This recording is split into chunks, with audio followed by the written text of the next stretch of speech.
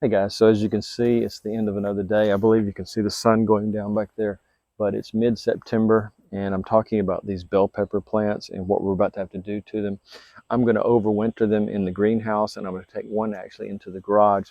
But this is something you'll want to do if you're wanting to get your bell peppers off to, or any peppers, off to a faster start next season. By doing this, you can have the bell pepper ready to go and you're not starting over with a seedling or a very small plant. So what I'm going to do is I'll demonstrate how to begin that process, and you'll be amazed at how much better your bell peppers will be next year. They'll even have a sweeter and better flavor. Now the first step I'm going to do is make sure my pruners have been sterilized with what I always use is antiseptic mouthwash, Listerine or its generic equivalent. I'll spray, build up a little pressure there, yep. Now we're going to clean these and I'm just going to wipe them down, and now they are sterilized so I don't have to worry about transferring diseases from another plant. But what I'm going to do is I'm going to get all of these great bell peppers off here and harvest them. I'm going to cut each one because we want to remove not only the peppers, but we're going to be removing all the leaves and most of the branch structure. So I'm just going to cut all these off, make sure I get all of them. And one of my favorite things to eat in the garden is bell peppers and onions.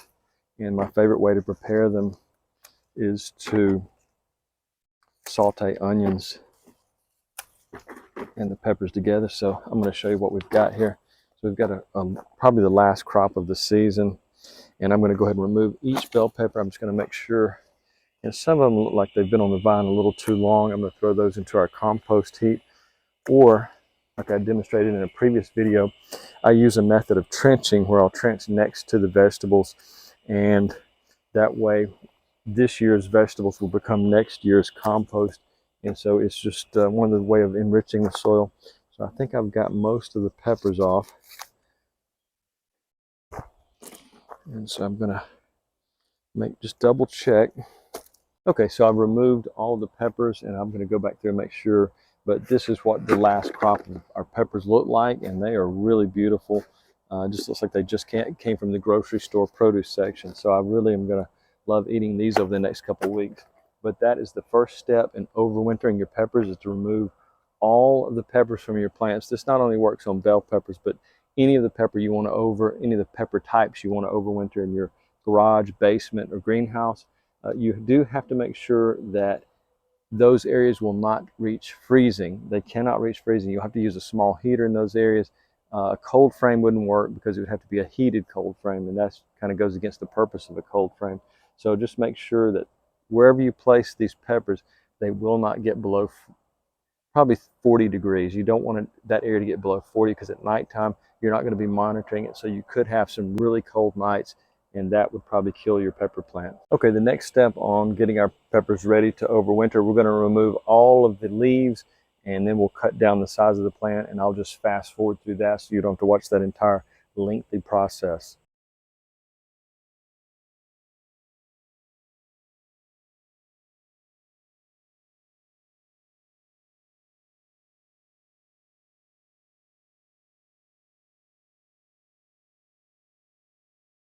Now I've totally defoliated the pepper plant, and now we can get a better look at it. I wanted to examine it for disease or any chance of insect infestation, and there's neither one of those. It looks really healthy, and I don't see any chances of it being insects on there. I did treat it with my homemade insecticide that I use in the garden, and it's completely natural.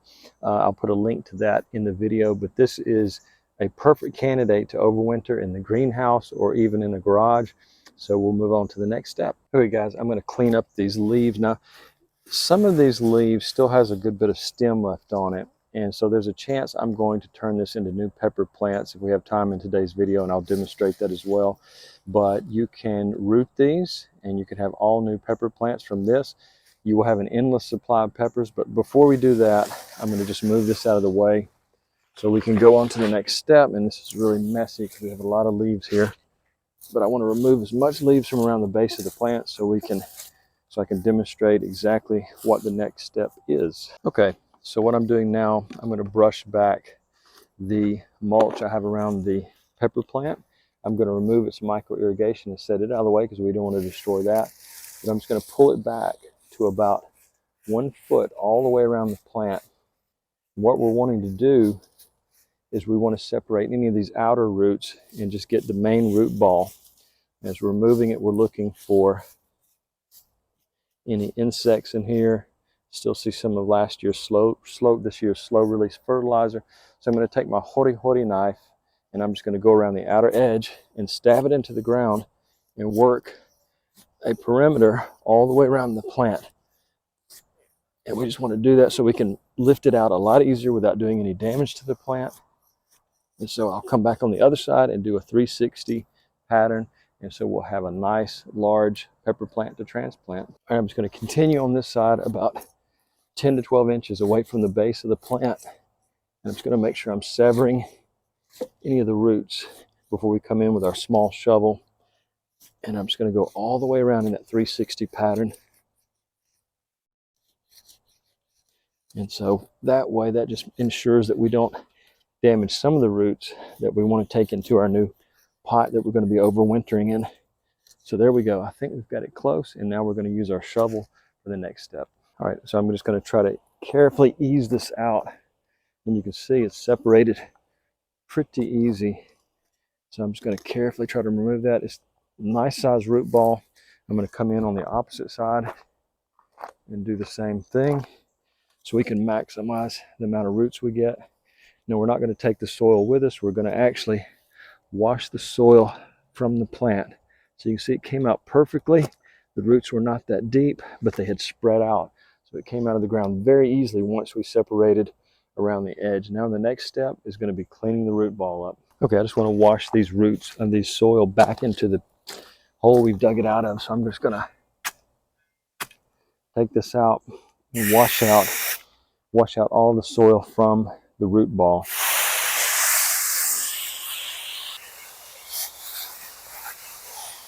Okay guys, so we've got our root ball thoroughly washed and the soil removed. We're going to be putting fresh, our proprietary blend of soil back into this, but we've removed almost all of the soil. Some of the pine bark that I had in there is still kind of entangled in the root, so I don't want to do too much damage, so I'm going to leave that in there.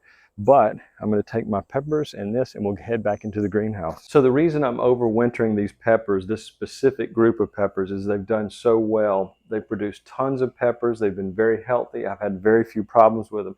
And so that's why these are the ideal candidates to overwinter. If they had had problems throughout the summer, if they had produced poorly, I just wouldn't want to overwinter them because there would be no reason to do that. But they have just, like I showed you before, this is the last batch of peppers I've got. And we've gotten multiple batches of peppers. Hundreds, probably hundreds at least. So it's definitely over 100. So anyways, that is why I'm overwintering this. This is a great candidate for next year. And so by letting it survive through the winter, it'll be ready next year. And so by overwintering, we're allowing ourselves to have a quicker crop of peppers next season. Usually when I start these from seed, or if I start them as small plants, I'm going to be waiting sometimes over a month before I start to see my first pepper. So that is why I want to overwinter these this year, and I'm going to start doing that every year.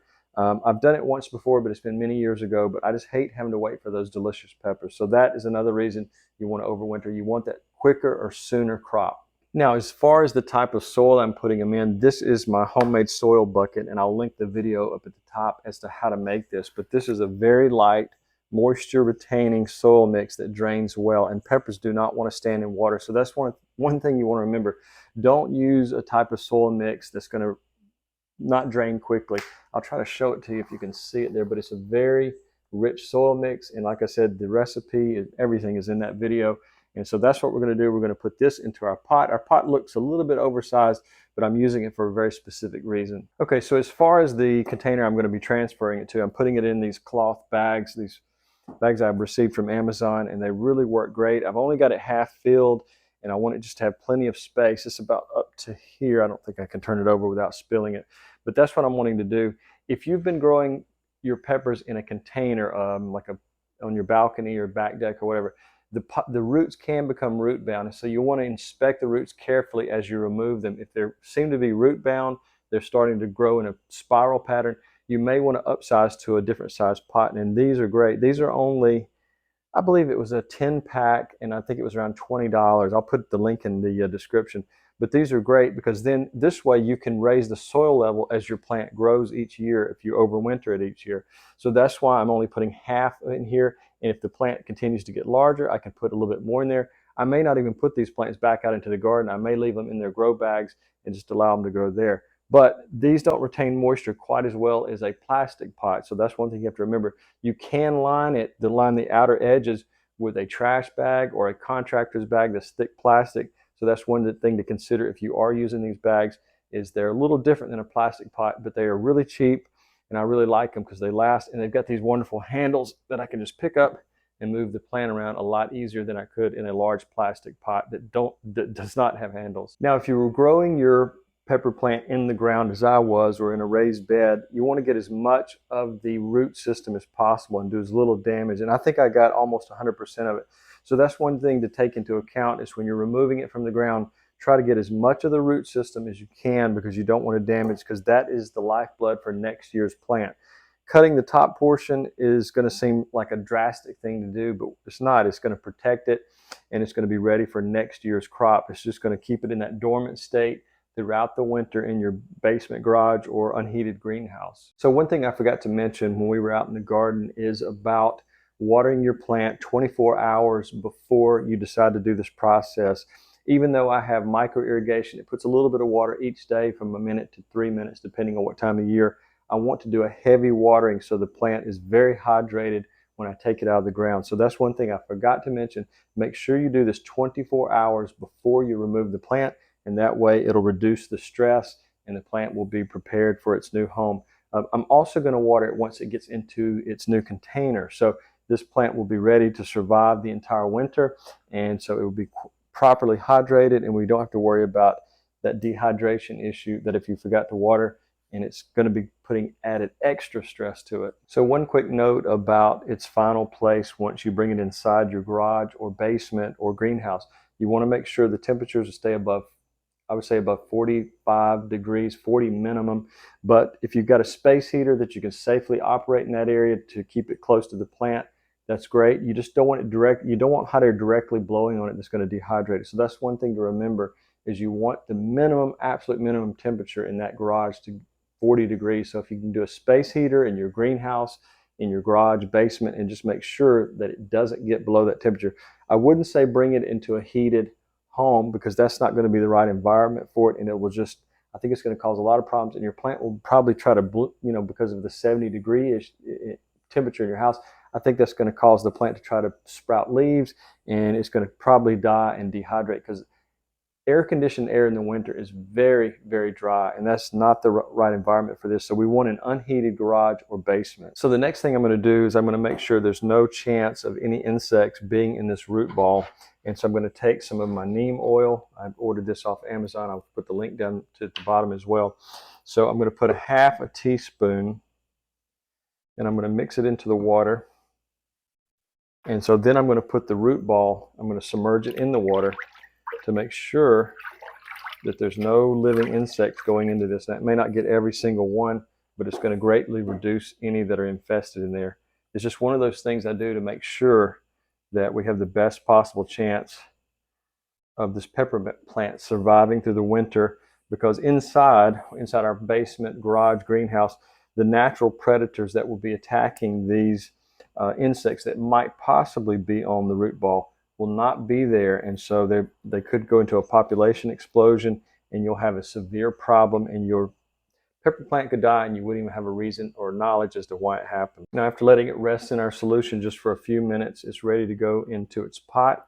And well, after I cut it, it will be ready to go into the pot, but it's been thoroughly rinsed, and we don't have to worry about insects being in the root ball. But insects could possibly be in the stems that we can't see, so I'm going to spray those as well, the same solution, half a teaspoon to a gallon of water, and that will help if there's any insects that we can't see in the root ball. Now I'm going to hit it with our neem oil and water solution, and one thing I will say, I'm not going to spray above probably here, because that's where we're going to cut it back to. So I'm just going to give it a quick spray of our neem oil solution to make sure there's no tiny insects that we can't see.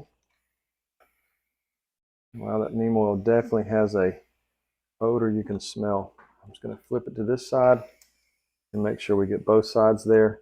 And so our neem oil is going to save us a lot of headaches if we have an infestation of insects and they just pop out in our basement and they attack the plant and they're all over the place. So you never know what type of eggs could be inside of the plant. So that neem oil is going to be a great preventative to a future problem. Now, I don't want to cut it all the way back to the surface level. We want to cut it back just to above maybe 2. You have this Y's right here. That's always a good idea. The Y's in the plant where you see the splits. I'm going to cut it back to about 1 foot, and right above the leaf nodes, and you can see there's a lot of leaf nodes in there. This plant has done extremely well this year. And I'm just going to cut it back like that. Cut it off there. And so I want to leave a lot of potential areas, but I don't want to see any leaf buds ready to come out because this needs to go into a state of dormancy. So I'm just cutting it back, I would say about 1 foot. And I'm probably going to remove this side shoot over here. So that is going to be our entire plant in its dormant state. And some people might say just leave 1 fork, but I want to leave a couple just in case. I want to give it as much chance and much head start next year at the beginning of the season when it does go back into the yard after it's been acclimated to the new spring temperatures. Okay, so we're ready to clean up our previous branches, and we're just going to put those off to the side. And I'm going to bring our grow bag up. And like I said, this is only about half full, and I want to make sure, as you can see, as it's in the pot, it's going to be protected from any animals. We have a lot of cats, and I don't want them, if they happen to be in the basement, I don't want them digging in the soil. So that's why I have such a high boundary for them to get into. So I don't want them digging. If it's like at soil level, they might get in there and decide they want to make this their new litter box. So that's why I'm using such a high bag. I'll put the link to these bags at Amazon. I think I may have already said that, but a smaller bag may work for you, but in my case, I want a larger bag to protect it from any animals that I have, any pets that I have in the house. And so that's what I'm doing there. I'm going to take our bare root plant now, and I'm just going to dig out a hole, and I'm going to plant it right in the center of our grow bag. And let's see, it's kind of hard to see. If I can put this back, maybe you can see a little bit better what's happening. But once it goes into the house, this will be at its full height. So maybe that will help you see what's happening there. Let's see if I can peel that back. So that's what we have it at. I'm making sure the roots are under the soil. And this is, like I said earlier, this is our homemade potting mix. It's been inside, and I don't have to worry about it containing any insects. So that's another thing that's important. If you do have it in your garage, one thing I will say is you're going to need some amount of light. You don't want it to have zero light. You want it near a window. If you have no windows in your garage or basement, you're going to want to use a LED light. And I would say about 6 to 8 hours a day at least on an LED grow light while it's in its dormant state. That may seem counterintuitive since there's no leaves for them to use the light, but it's just a good idea. Another thing is about humidity. You want to spray the plant with your sprayer. This one contains neem oil, so I'm not going to spray it again, but you just want to have water in it. I use these all the time, and you can tilt your sprayer up and down if you're spraying for insects. We're using it as a neem oil or natural insecticide, but that's what you want to do. You want to make sure it's nice and moist. Winter air is always drier, at least where I live, and so you want to make sure that you keep a lot of humidity on it so it doesn't dehydrate, and that's a very important tip, is keeping it hydrated. Now, another thing I want to say about keeping it in your basement or garage is you can buy a thermostat that will tell you what the high and low temperatures of each day are, and it gives you that reading over and over. I'll put the link to that as well in the description. But you want to know what your highs and lows are in your basement because you don't want it to get below 40 degrees. Preferably not below 50 degrees, but most garages and basements in the dead of winter, that's not possible. So if it hits 32, you're probably going to lose your plant. So just remember, you want to monitor the temperatures in that garage or basement. Even though your plant is in a state of dormancy, it still is going to need some amount of water. And you want to keep the soil moist but not waterlogged. And you can do that with a rapid test or this is a 20-year-old tester that I have. But you want a tester that will tell you what your moisture content is. You can also stick your finger in the soil and feel, but a probe type tester can go deeper and you'll know what's happening a little bit further down in the soil, especially at the root base. So I'll put a link to this as well in Amazon. But that's what you want to do, is you want to make sure that it stays moist but not waterlogged. So that's an important thing to remember. Even though it's in that state of just complete dormancy, it's still important to keep your plant alive. Now, about fertilizing at this stage while it's in its dormancy, is it's not about growth, it's about keeping your plant alive during that period. So you want a balanced fertilizer that has a higher middle number, the NPK. The phosphorus is going to be a little bit elevated over the other numbers, and I think I always recommend the Schultz Bloom Booster. You want to put it in there about every 6 weeks, and that will help keep your plant alive. But the phosphorus content is going to help with root development below the soil, even though it's in a state of dormancy. Once it comes out of that dormancy, that phosphorus will help it get a head start. You don't want a high nitrogen content because that's going to encourage it to start sending out buds and leaves. So that would be a mistake at this stage. So just remember the NPK, that middle number needs to be higher, or you can just use a balanced fertilizer. You could use a slow release fertilizer, that would be fine, but it's every 6 weeks if you're doing a liquid fertilizer. Now, in addition to fertilizing and watering throughout the winter, you're going to want to do something specifically once every week. You're going to want to do inspections for mold or any other issues. You're going to want to do an inspection for any insect infestations that made it through the neem oil process, and just take a close look at it. Sometimes insects can be in your basement and they'll find their way to a potted plant. So that's another thing to remember. Just do a once a week inspection.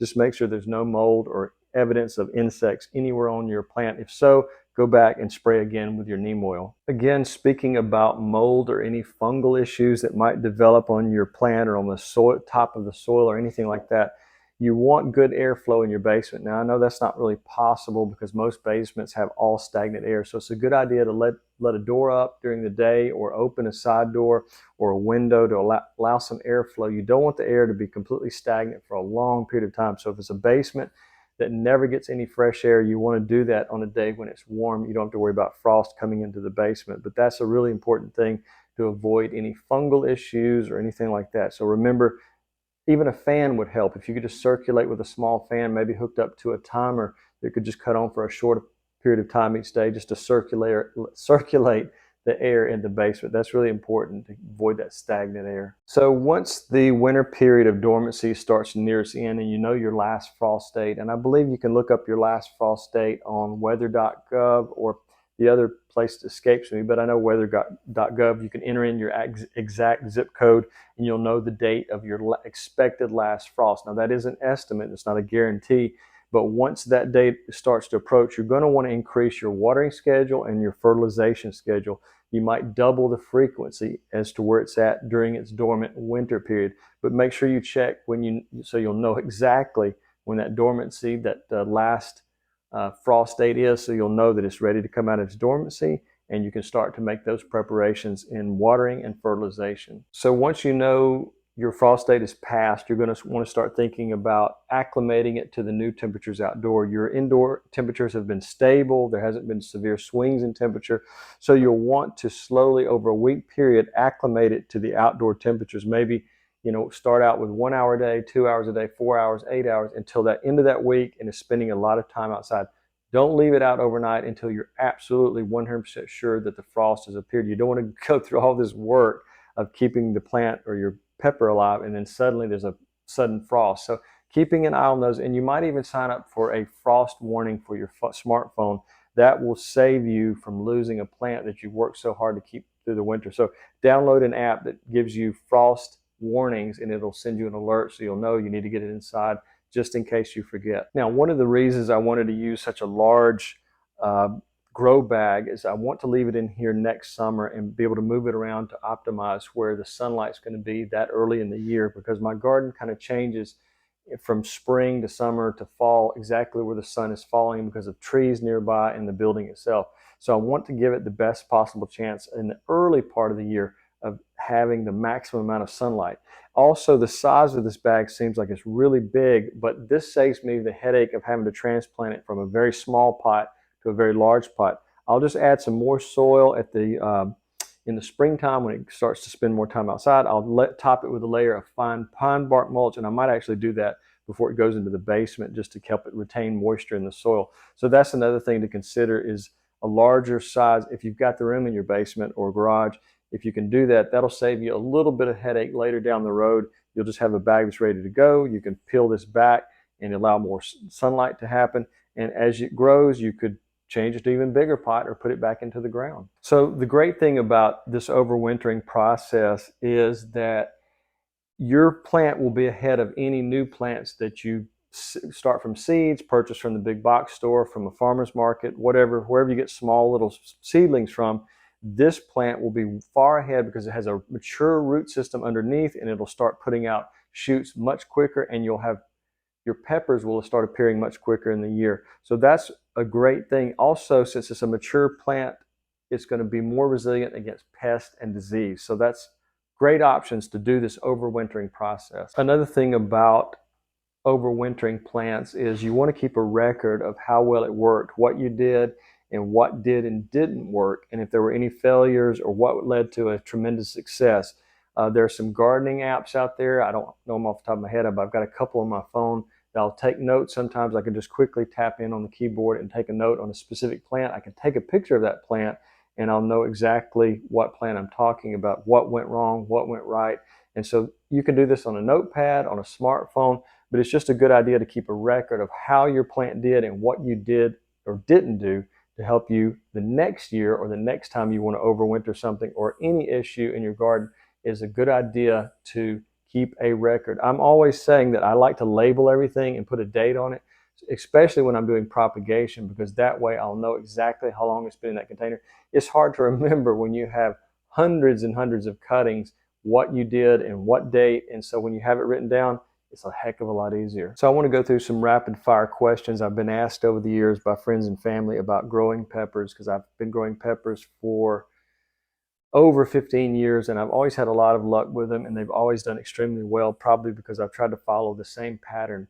One thing you want to make sure is you have well draining soil. Our soil is naturally heavy clay and it does not drain very quickly, so I've amended the soil quite a bit with rich compost and perlite and other things in my raised beds to help that soil to be as good as it possibly can be, and it's really paid off with a lot of peppers. Now when you're taking your pepper back outside, remember that the soil temperature needs to be 65. You can get a probe that will tell you that, but generally you'll know when the days are warmer, above 70, 72 degrees, you're going to have soil temperatures that are close to that. So you don't want to put it in cold soil.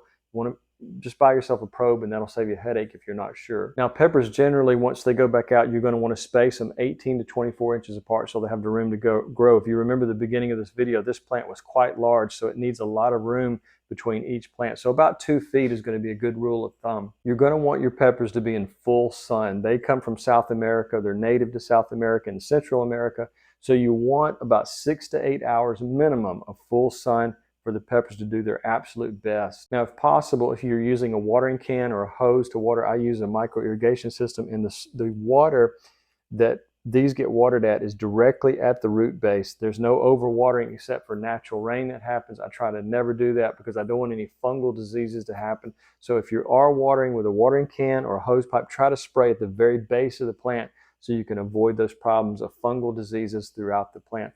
This year, I've had almost no problems with these peppers. I think we had ants early in the year, and I used my natural remedy that I mentioned earlier. Check my video playlist, and you'll find it. Now, if you notice, when I first started digging up this plant, there was quite a bit of mulch around the base of it, and that is what I recommend, is putting pine bark mulch or any type of mulch you can get that's about 2 inches in depth. So that will help retain moisture and protect it from weeds popping up all around it, so you're not fighting with weeding.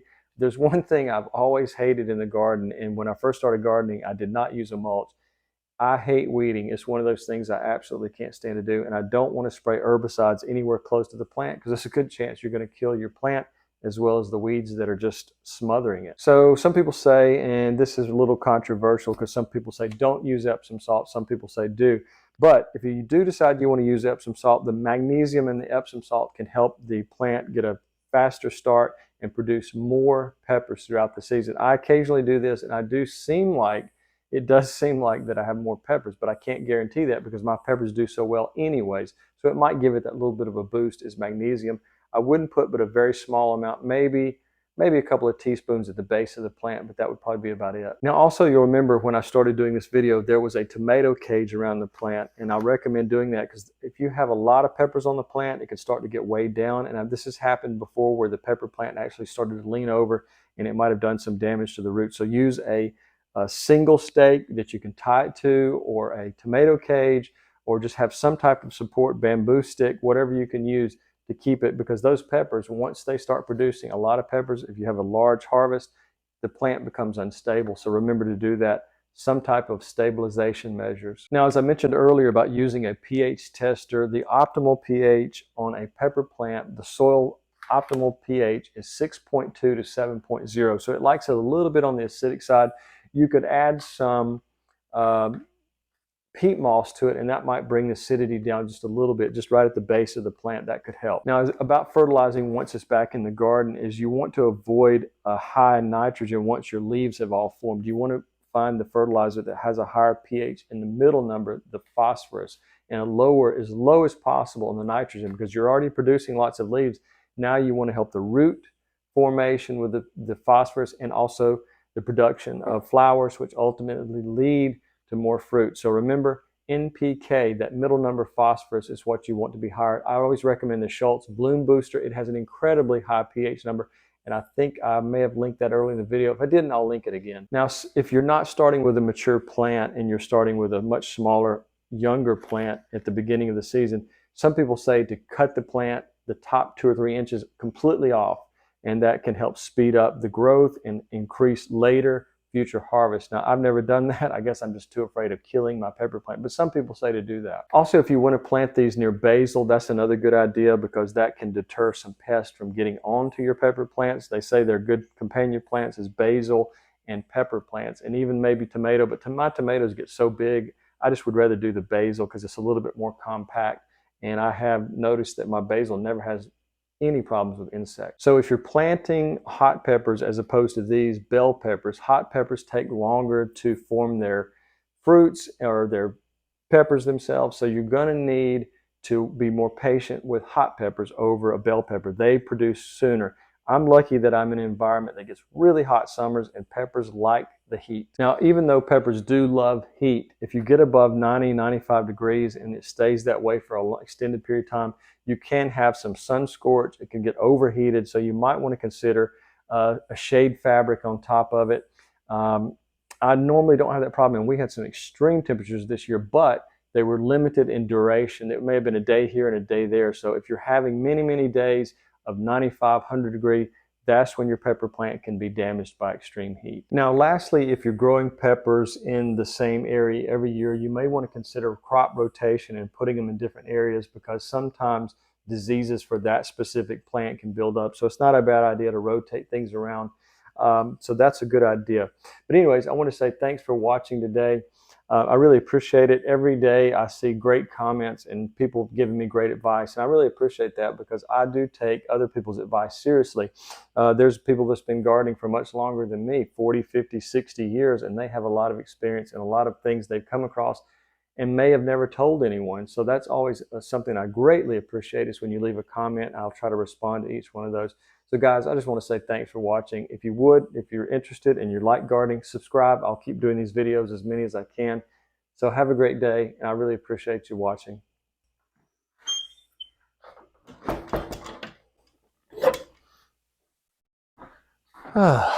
Another day, another bell pepper.